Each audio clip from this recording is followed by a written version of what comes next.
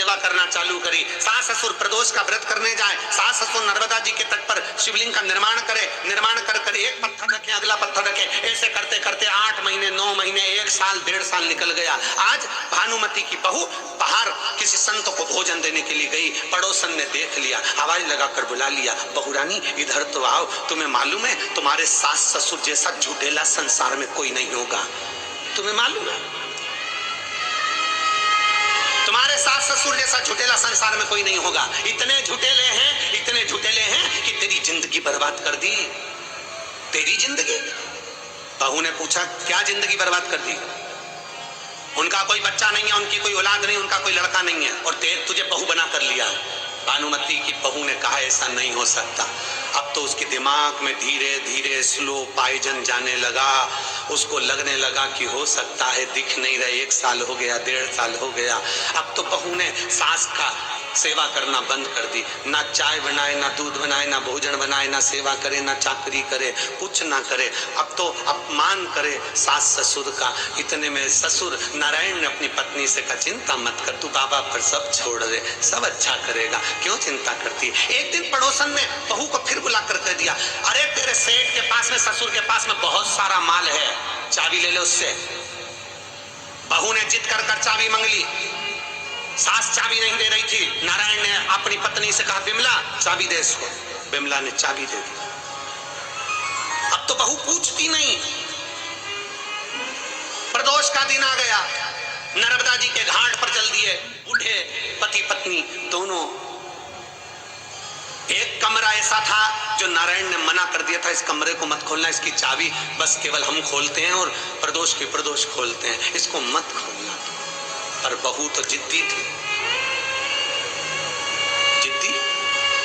जैसे ही सास ससुर निकलने चालू हुए, प्रदोष के लिए सास ससुर निकलना चालू हुए, और आज सास ससुर भूल गए कि नर्मदा जी के तट से में जो कंकर लेकर जाता था, जो रखता था, अगला कंकर लाता था, आज वो कंकर को छोड़कर चले गए, भूल गए, सुध नहीं रही, क्योंकि बहू इतना टेंशन दे रही थी कि वो सुध में भूल कर दोनों चल दिए, दोनों नर्मदा जी के घाट पहुंच गए। बहू ने आज वो ताला खोल लिया, खोला तो बहू ने क्या देखा कि एक लड़का युवान बड़ा सुंदर और भगवान शंकर का अभिषेक कर रहा है।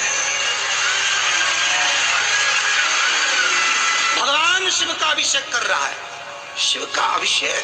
पत्नी खुश हो गई, पूछ लिया तुम कौन हो?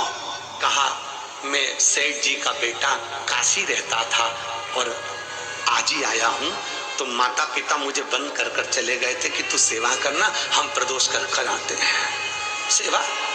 पत्नी की आंख से आंसू बहने लगा, मैंने अपने सास ससुर की बात नहीं मानी। पड़ोसन कहती थी कि उनकी तो औलाद नहीं है, फिर ये औलाद कैसे हो गई? शाम के समय सास ससुर आए, बहू ने भोजन तैयार रखा, भोजन दिया, भोजन तैयार रखा, भोजन जब प्रदान किया, प्रदान करा तो आज सास खुश थी, बेटा आज तेरे चेहरे पर बड़ी रौनक है, बेटा आज तू बहुत सेवा कर रही है, क्या हो गया? माँ आज तुम्हारे बेटे आ गए। बेटा आ गया? मेरा बेटा? हाँ माँ आज तुम्हारा बेटा। बेटा? नारायण को आवाज लगाई, स्वामी स्वामी स्वामी आओ जरा। ये बहू क्या कह रही है? ये बावरी तो नहीं होगी, पागल तो नहीं होगी? कह रही है बेटा आ गया। कहाँ है बेटा? जब जैसे ही दरवाजा खोला, खोलते से क्या देखा कि उसमें एक बेटा बैठा था। माँ बिमला ने अंदर जाकर उस बालक से पूछा बेटा तुम कौन हो? बालक कहता है माँ तो प्रदोष पर जाती थी, एक कंकर उठाकर लाती थी, वो कंकर साधारण नहीं तो अपना बेटा समझकर लाती थी, इसलिए महादेव ने मुझे तेरा पुत्र बनाकर भेजा है। हमसे लोग कहते हैं सियोर के कंकर का क्या महत्व है? तुमने दुनिया भर में कंकर की पूजन करवाना चालू कर दी। क्या मंदिर कम पड़ रहे थे जो कंकर की पूजन कराई? ये बाबा ओमकारेश्वर के तट की भूमि की वो कथा है कि कंकर भी शंकर बनकर प्रकट हो जाता है, वो कंकर कहलाता है।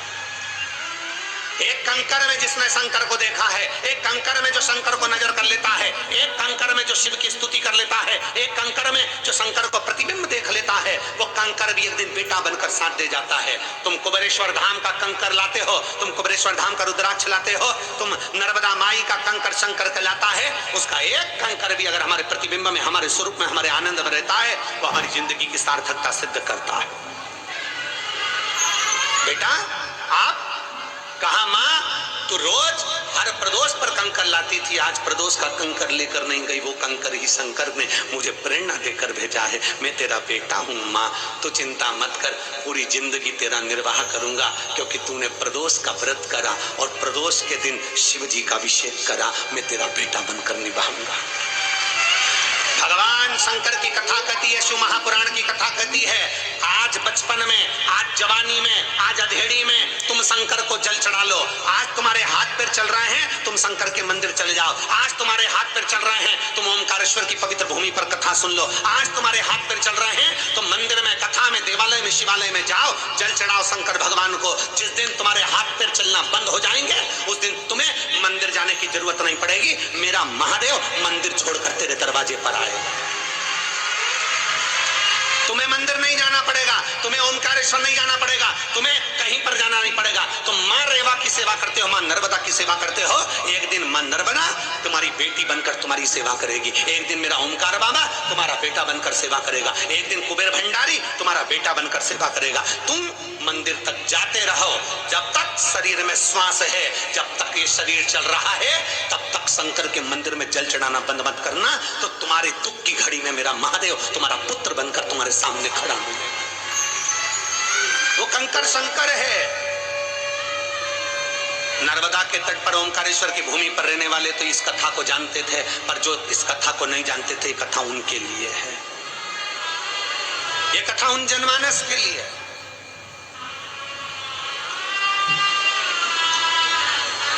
एक आपका भरोसा, एक आपका विश्वास, एक आपकी दृढ़ता, एक आपकी लगन भगवान शंकर के प्रति जितनी तुम्हारी लगन होती है, भगवान शिव के प्रति जितना तुम्हारा प्रेम होता है, भगवान शिव के प्रति जितनी तुम्हारी लगन होती है, शिव उतने तुम्हारे करीब में आते। शंकर क्या है? कोई तुमसे पूछे शंकर की परिभाषा बताओ, शिव की परिभाषा बताओ, शंकर की परिभाषा बताओ, उनको परिभाषा बता देना कि शंकर विश्वास है। तू विश्वास रखकर शिव के मंदिर जाएगा तो तुझे 20 साल में भी औलाद हो सकती है। तू शंकर के मंदिर जाएगा तो मेरा महादेव सारे दुख मिटा सकता है। एक